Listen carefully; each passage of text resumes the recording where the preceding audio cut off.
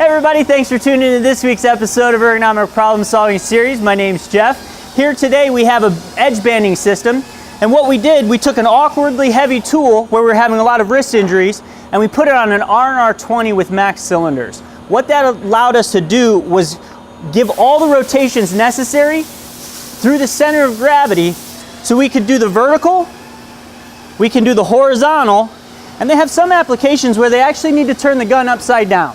So what we wanted to do with that is give them the opportunity to go through all the axis of rotations that they needed.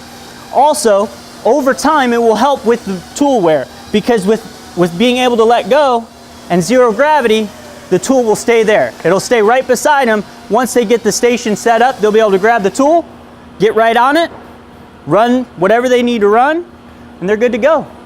Solving problems this week? Give us a call, 1-800-837-2503.